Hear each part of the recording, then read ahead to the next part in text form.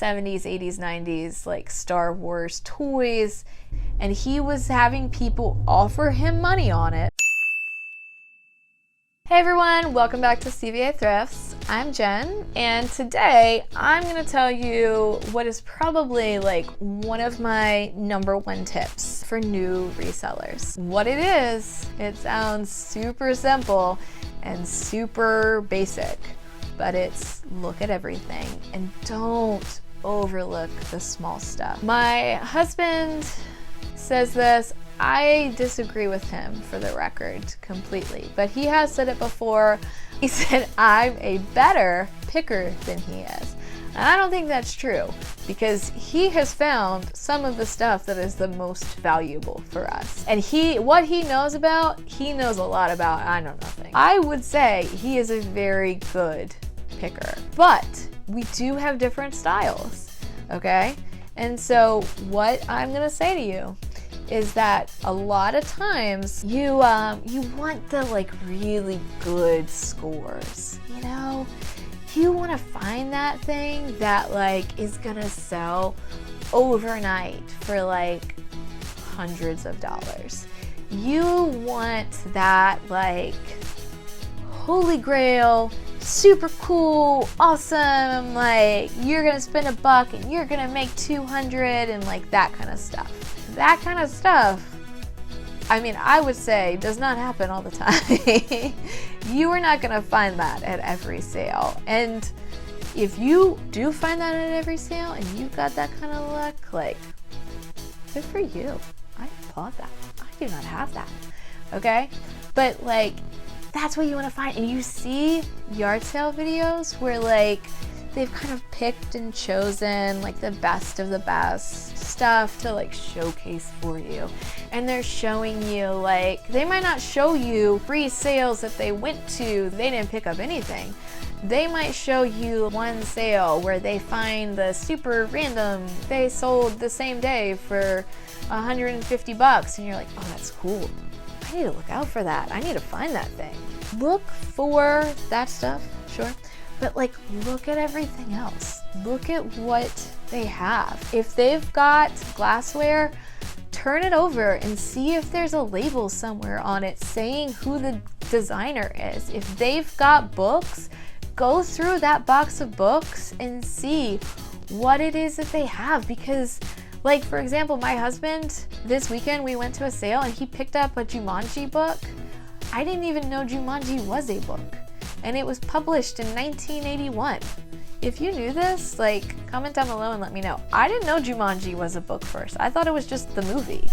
But like, he found that. He didn't even realize what he found. He was just like, oh cool, Jumanji, my kids like that. It was a first edition. It's a first edition Jumanji book that's worth, if it has a cover on it, about like $300.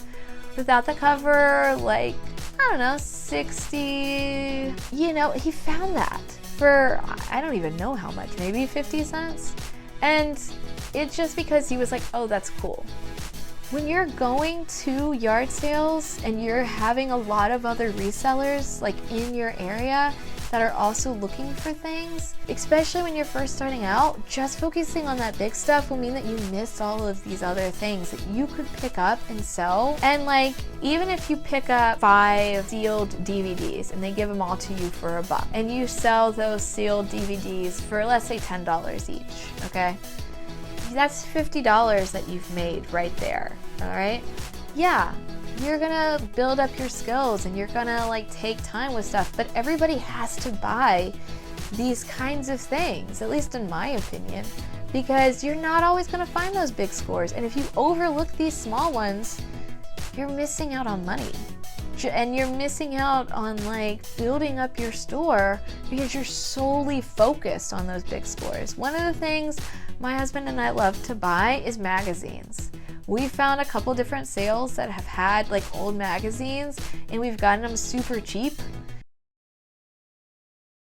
We sell at least 1 magazine a week, okay?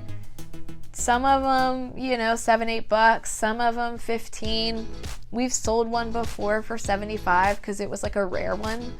But like, it's stuff people overlook. It's stuff people don't care about. It's stuff that people don't see the value in. And because of that, we were able to pick it up. I didn't know if there was value in it or not when I first bought them at this one sale, but I was just like, you know what? They're kind of cool. They were these old Rolling Stone magazines, and I was like, I'm just gonna try them. Why not? They were super cheap.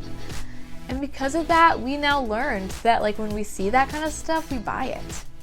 Because there is value in it and it adds up over time. We went to a sale with Carolina. It was our last sale of the day. We were all kind of tired.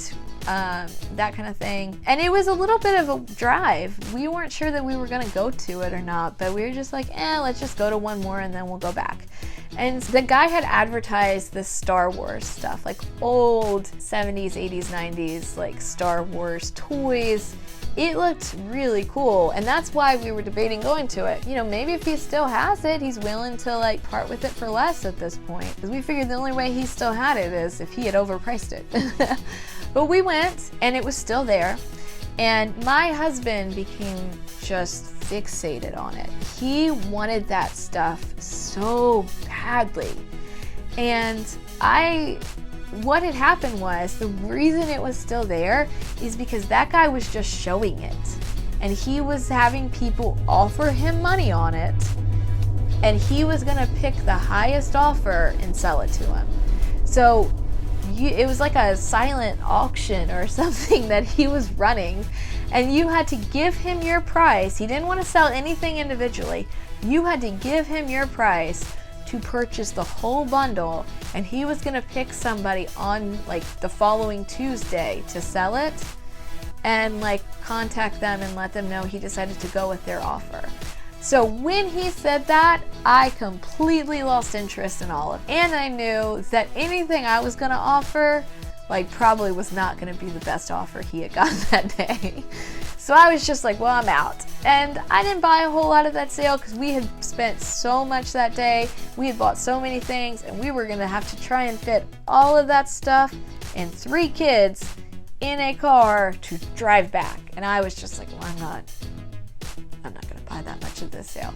But my husband stood there with this man trying to convince him to let us buy it now. And that man wasn't gonna do that.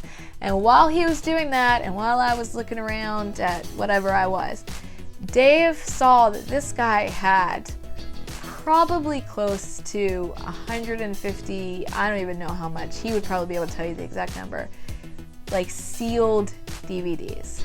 No one had bought them all day. Probably because people were just like, other DVDs, I don't care. You know, they didn't see any value in it. But he did. He saw value in sealed DVDs, and he was like, you know, I don't know, but I'm gonna take a shot. I think he spent $100 on all of them. And if you watch that video, I think he titled it something like the most profit I'm gonna make from a yard sale or something like that.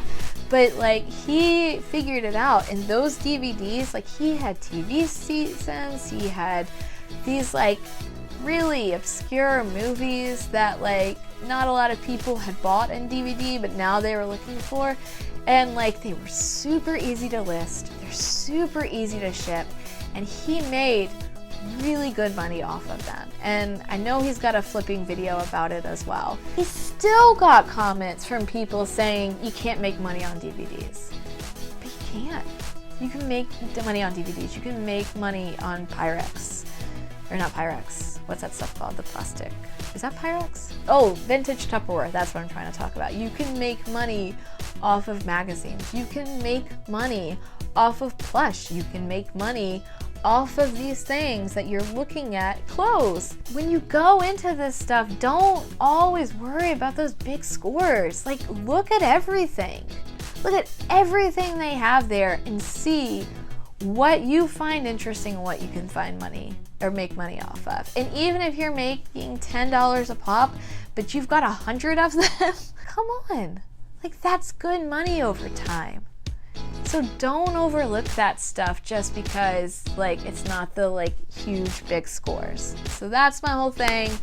I hope you guys are having a great day. Come back on Thursday for our next like yard sailing video and subscribe, and I'll see you guys later. Bye.